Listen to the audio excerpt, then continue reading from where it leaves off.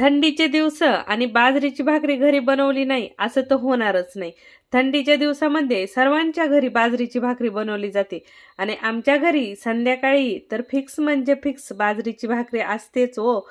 गरम गरम बाजरीची भाकरी आणि त्याच्यावरती मस्त सुक्का असा पालकाचा झुणका आणि तोही गरम गरम, वरतून मस्त त्याच्यावर टाकलेली तेलाची धार आणि खायला चव तर विचारूच नका. एकच नंबर. आलं की नाही तोंडाला पाणी?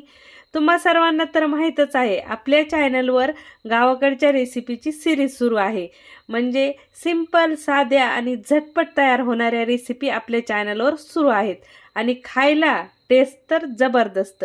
नमस्कार मंडळी, मी वर्षा येवले. माझ्या चॅनलवर तुमचं खूप मनापासून स्वागत करते. चला तर मग उशीर न करता आजच्या या पालक्याच्या झुणक्याची रेसिपी पाहून घेऊयात. चला मग रेसिपी बनवायला सुरुवात करूया. कढाई गॅसवर ठेवलेली आहे. मस्त कढाईमध्ये तेल घालून घ्यायचं. झुणक्याला तेल थोडं जास्तच वापरायचं, म्हणजे झुणका जो आहे तो छान सुट्टा सुट्टा तयार होतो आणि खायला बी खूप टेस्टी लागतो.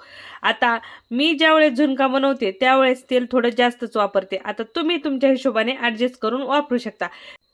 तेल गरम झालं की मस्त 4-5 लसणाच्या पाकळ्या ज्या आहेत ना, छान ठेचून टाकू शकता किंवा मी जशा नकलून टाकल्या आहेत तसा टाकून घेऊ शकता. मस्त लसणाची खरपूस लाल रंगावर फोडणी द्यायची. नंतर जिरे मोहरी घालून घ्यायचं.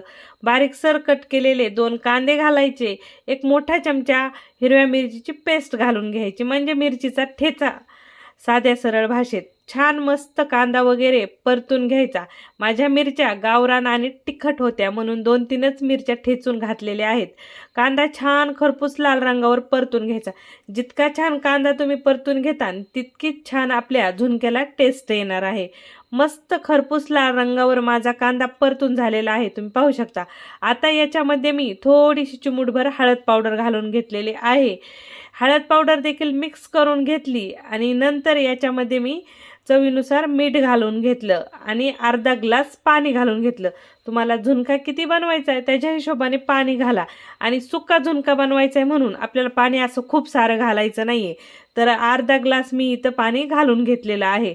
पाण्याला उकळी फुटायला सुरुवात झाली की लगेच आपल्याला इथं पालक घालून घ्यायचा. मस्त गावरान फ्रेश पालक माझ्याकडे आज आलेला होता. ते म्हणतात ना वानवळा, तर आमच्या घरी पालकाचा वानवळा आलेला होता.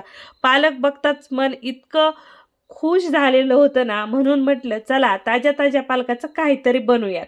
तर मी हा झुणका बनवायला घेतलेला आणि तसेही माझ्या चॅनलवर गावाकडच्या रेसिपी सुरू आहेत आणि त्याच्यामध्ये ही रेसिपी परफेक्ट बसत होती. या पद्धतीने मस्त धुवून काढलेला हिरवागार पालक बारीक कट करून घातला. पालक इथं घातल्यानंतर पाण्याला उकळी फुटायला सुरुवात झालेली होती. पाणी या पद्धतीने उकळलं की छान एक वेळेस परत पालक मिक्स करून घ्यायचा आणि जे आपल्याकडं बेसन पीठ आहे ना, ते बेसन पीठ इथं पालकामध्ये हटवून घ्यायचं. झाऱ्या घेतलेला आहे आणि झाऱ्याच्या साहाय्याने मी इथं हे बेसन फेटून घेते, म्हणजे आपला झुणका फेटून घेत आहे. आता हा झुणका मला सुक्का बनवायचा आहे म्हणून पालकही खूप सारा घातला आहे, पाणी थोडं कमी घातलं आहे. तुम्हाला जर मस्त दाटसर असा झुणका भाकरीसोबत चुरून वगैरे खायला बनवायचा असेल तर पाण्याचं प्रमाण थोडंसं वाढवा. तर छान इथं पीठ मी इथं झुणक्याचं फेटून घेतलेलं आहे, तुम्ही पाहू शकता. मस्त इथं मी पीठ मिक्स करून घेतलेलं पालकासोबत आणि या पद्धतीने छान यातल्या गुटुळ्या वगैरे फोडून घेतल्या. नंतर आता गॅस पूर्ण कमी करायचा आहे आणि ताट आपल्या कढाईवर झाकून ठेवायचं आहे. छान 5 मिनिटाची वाफ देऊन घ्यायची आहे आणि अगदी 5 मिनिटात मस्त गरम गरम असा तुमचा पालकाचा खमंग झुणका खायला तयार झालेला असेल. तुम्ही पाहिलंच असेल की बनवायला किती सोपा आहे आणि खायला एक नंबर लागतो. आणि मी सांगल हा झुणका गरम गरम गरम गरम झुणका गरम गरम भाकरीसोबत मस्त तेल टाकून खायला घ्या, एक नंबर लागतो.